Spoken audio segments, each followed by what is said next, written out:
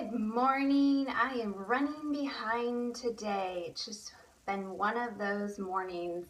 I woke up and my bed felt like it had a magnet in it and it just wanted me in it. So yeah, I got up late and it's gonna be okay though. It's gonna be a good day. I just can feel it in my bones. I hope you're having a great morning. So here we are. I feel like I'm kind of dragging this morning, but hi Victoria. I'm so glad to be here and we're running late, but that's just life sometimes. So I got out yesterday, which was exciting, except for not so exciting because I realized how I don't know, I felt like an old woman because I went to Silas's baseball game, which baseball is a really big deal at our house, especially for Silas and Jesse. And so I had told Silas I would not miss any of his baseball games. So I went to his baseball game last night and I lasted for about 2 innings. And then I was just like, I gotta go home. I feel like an old woman, but I gotta go home. I am tired. So I was happy to at least get out a little bit. And so anyway, I hope that you had a great day yesterday. If you missed, I posted last night my closet cleaning. So it's a 2-minute Periscope if you want to see inside my cleaning closet and see what I look like when I go to a baseball game with a baseball hat and no makeup. You can check that out. That is on Periscope. I posted it last night. You're not old, you're just recovering. I'm trying to give myself grace. I want to just be well and be done with all this, but I'm trying to give myself grace. Hi, Mississippi. Okay, so one book that you should read is Hands-Free Life. If you haven't read this book, it's by Rachel Macy Stafford and it just came out yesterday. It's called Hands-Free Life, 9 Habits for Overcoming Distraction, Living Better, and Loving More. I read her other book, Hands-Free Mama, and it was very good, but honestly, I loved this book even better. And I think it's really great because it's across the board. It's not just for moms. Like her other book was a little bit more for moms and this one is for anyone.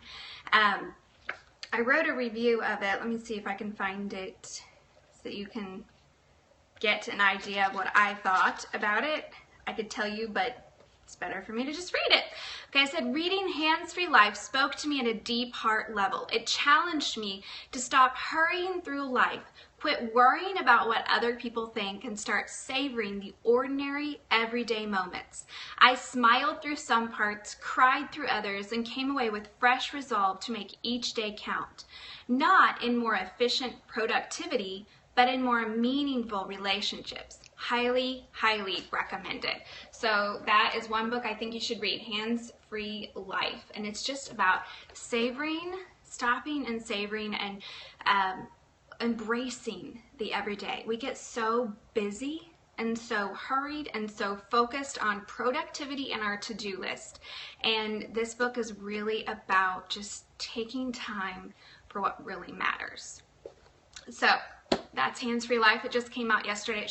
It's on Amazon or at your bookstore. I'm guessing that your library is also going to carry it as well. For those of you who are new to my scope, welcome. Tell me that you're new. I'd love to know. That you're new here. And I always go back and I look at all of the comments. I rewatch the broadcast because I miss a lot of comments. Hi, Kathy. I miss a lot of the comments because I'm talking and I get distracted. But I always go back and watch. Look at all the comments afterwards. So thank you so much for your comments. Wow, we have a lot of Stephanie, Corinna, Deb, thank you all so much. Okay, so for those of you who are new, my name is Crystal Payne. I am married to Jesse. We have been married for 12.5 years. We have 3 kids. Catherine is 10, Caitlin is 8, and Silas is 6. And my husband and I both homeschool our kids. We are homeschool graduates, and we homeschool our kids. We co-homeschool. I homeschool the kids in the morning, and he homeschools in the afternoon, and I get to do the fun stuff like geography and history and read alouds, and he does the hard stuff like language arts and science and math. But it works out really well because we both love teaching our respective areas. We live in the Nashville, Tennessee area, and I'm the founder of MoneySavingMom.com, the New York Times bestselling author of Say Goodbye to Survival Mode, as well as the founder and creator of Make Over Your Mornings. That's a 14-day online course to help you get your mornings in order so that you can live your days well, so that you can live your life well. And that is at makeoveryourmornings.com. And if you scroll all the way down to the bottom of the page, you can fill out a little form to get the first day for free if you'd like to check it out. So that's at makeoveryourmornings.com. So we are doing a 5-day homemaking challenge this week on MoneySavingMom.com. If you have not checked that out, I encourage you, when we're done, go to MoneySavingMom.com. I posted my update last night, before and after pictures of my closet cleaning project. And there was a lot of stuff in that closet. It was kind of a little bit embarrassing to me because I had so much stuff in there, and I just have not touched the cleaning closet in a long time. So if you want to be motivated to maybe get a closet clean, you can go to MoneySavingMom.com, and I posted that last night. And then at 8 a.m. this morning, so just a few minutes after I get done with this broadcast, we are going to have another assignment, and I'll give you a little hint. It has to do with clothing. And today we're actually going to follow the life-changing magic of tidying up. I have just started reading this book this week, and I reviewed sections 1 and section 2. I didn't know what I was going to think of this book, but I am actually really liking it. So if you are curious about the book, if you go to MoneySavingMom.com, I posted my reviews of the first 2 sections, and I go into detail, and I think it'll really help you decide, is this worth your time or not? Someone said yesterday that you can listen to the audiobook on YouTube. So if your library doesn't have it, or you're in a huge long line to get it at your library, I think someone told me yesterday they were like 468 on the waiting list at their library, you can go to YouTube and the audiobook is available there, because I'm really big into not encouraging you to spend any more money than you have to. So if there's a way to get it free, I'm all about getting it free. So that is the life-changing magic of tidying up. And I just wanted to share with you a tiny little bit of what I was challenged with yesterday in the section that I read. She talked about asking yourself, does it spark joy? Does this possession that I have, does this thing that I own, does this thing on my shelf, does this thing on my wall, does this thing in my closet, does it spark joy? Does it? And that caused me to really think, what about my surroundings? She encouraged you to visualize, what would you love your house to look like if you could, if the sky was the limit, what would you love your house to look like? And why? So what and why? And then does it spark joy? Those 2 things, it caused me to step back and think, am I surrounding myself, my everyday spaces, with things that spark joy? And I realized not really. I don't even know that I love the people in my life. I love clean walls. I don't have a lot of excess, or so I thought until I started digging through my cupboards and my closets. But does it spark joy? And so this challenged me to think, how can I bring more beauty into my life? How can I bring more things into my life that spark joy? And how can I get rid of things that don't spark joy?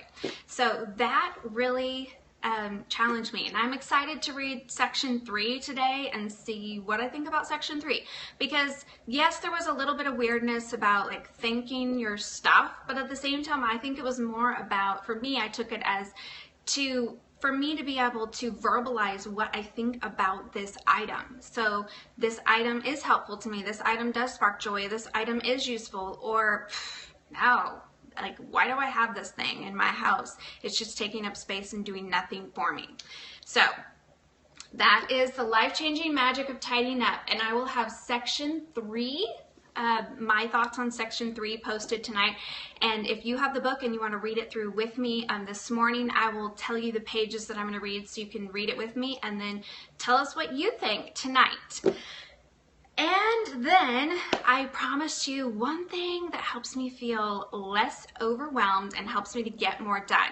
And that one thing is to write it down. It sounds so simple, but how much of the time do we spend our life with things swirling around in our brain? And for a few years, this was my existence. I would tell my husband, I'd be like, I've got so much to do, I can't do it all, I'm so overwhelmed. And my husband finally said, are you writing it down? Write it down. And so I love Google Calendar. Let me see if I can show you. Oh, rats. My computer has been spooling, so I'm not going to show you. Maybe I can show you tomorrow. It's, for some reason, I keep getting this unresponsive script thing, which is, we're going to work on that. But anyway, my Google Calendar, which I'll hopefully show you tomorrow, but I use Google Calendar to write everything down.